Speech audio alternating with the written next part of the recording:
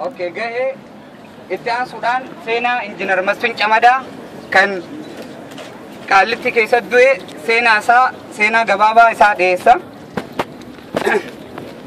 انجينير تصفاون چمدا ابا اسا ابو چمدا غرميسا في harme isa adde giddinesh beenya irra bara 1976 godina wallagga baha ana goduru ganda harbu jedhamutti dhalate tasfaa'un carraa dhiphoo ilmaan oromoo waanjoo garbummaa jala jiraatan barachuuf qaban argatan keessa nama tokko ture umriin barnootaaf isa ga'ees barumsa isaa sadarkaa tokkoffaa fi giddugaleessa mana barumsa looyaa fi fincaatti barachuun kan sadarkaa lammaffaa ammoo magaalaa Shaambootti itti fufee bara 1996 xumur qabxii olaanaa galmeessisuunas yuunivarsiitii Finfinnee seenee gaafa adoolessa bara 2001 digirii jalqabaa BSc Civil Engineering eebbifame erga eebbifameen booda bara 2001 hanga adoolessa bara 2003 tti piroojeektii siree karaa daandii fulbaana bara 2004 fi hanga amajjii bara 2005 tti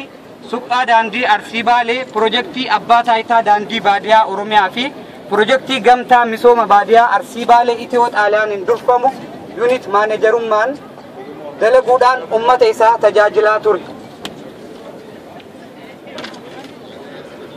Sababa shakkii fi jibbiinsa wayyaaneen ilmaan Oromoo qaroo irratti qabdu irraa tasfaa'uunis dararama itti baay'atu irraa lubbuun barbadamuu irraa ka biyya lakkisee jalqaba bara 2005 gara Keeniyaatti baqachuuf dirqame.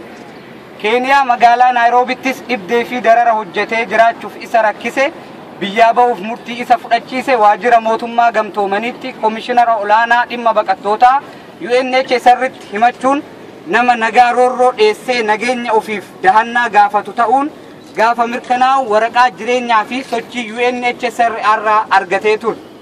haa ta'u malee sababa gahaa fi qabatama osoo hin qabaatne gaafa 27 duwwaa 2007 walta'iinsa mootummaa Keeniyaa fi wayyaanetiin waahela isaa hireen baqattummaa waliin isaan irra geesse injiinar Masfin Abbabaa Abdiisaa waliin ukkaanfaman.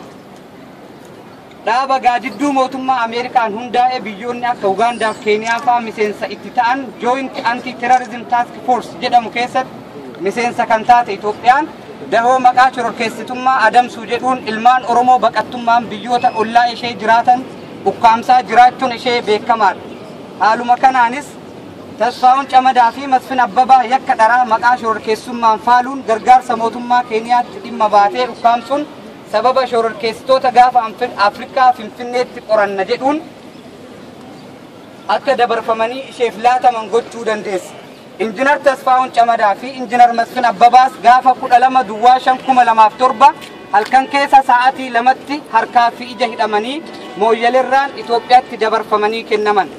Biyyatti dabarfamuun duratti ammoo gaafa qabaman 27 duwwaa 2007 irraa kaasee hanga gaafa 12 duwwaa 2007 tti National Bureau of Investigation NBI Head Office naannoo Tirmi Valley jedhamu jiru keessatti qorattoota FBI Ameerikaa fi Keeniyaa Anti-Terror Police Unit jedhamaniin qoratamaa turan.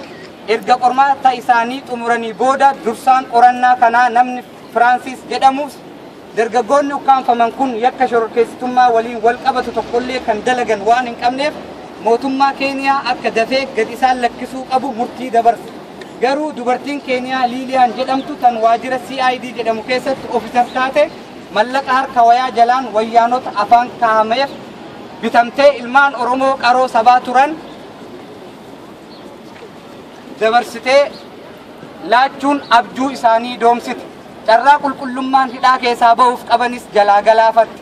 Haala akkas dabaan xaxameen Injiinar Tasfaa'uun Camadaa fi Injiinar Masfin Abbabaa gara Maakalaawii Qilee Lafee Oromoo qaqqaalii qorxomsitee ammallee guutuu didde kan biraa dabalatuuf afaan banee taa'utti kan darbataman. Maakalaawii keessatti waggaa tokkoof ji'a 3 guutuu reebichaa fi dararama daangaa hin qabne jalatti qoratamaa bahan.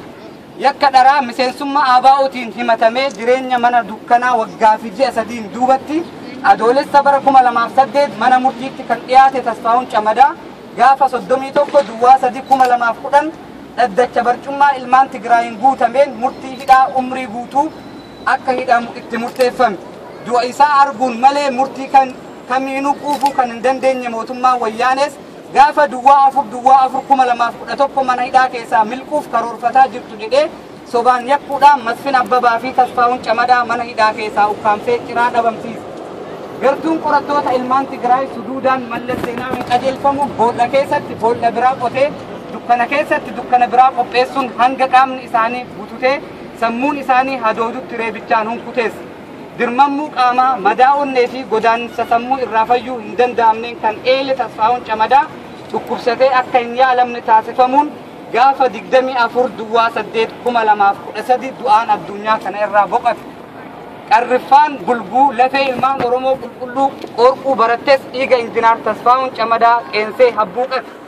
Bilisa ta'ee dhaladhee bilisa ta'ee jiraachuu dhorkamus bilisummaa kiyyaaf qabsaa'aa duu irraa kan na dhorkuu danda'u humni tokkolleen hin jiraatus jechuun kan beekamu injiinaar Tasfaa'uun Camadaa adeemsa daddagalfataa fi ulfaataa eegale galmaan gahuuf milkii itti dhabee aarsaa lubbuu ilmaan Oromoo kumaatamni Oromummaa isaanii qofaaf kanfalaa turanitti baasuun kichuutti cabee hafuuf dirqame.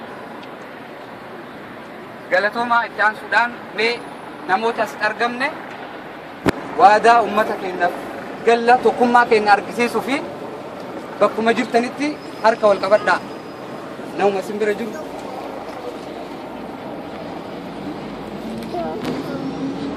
Akkas wal baasaa.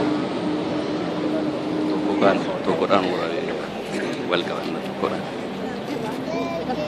Nuti uummata Oromoo arda bakka kanatti argamne amantii fi siyaasaan lagaan osoo waliin qoodin tokkummaa keenya jabeessinee qabsoo uummata Oromootiin jalqabamte finiinsuudhaan gumaa injiinaar Tasfaa'uun Camadaa fi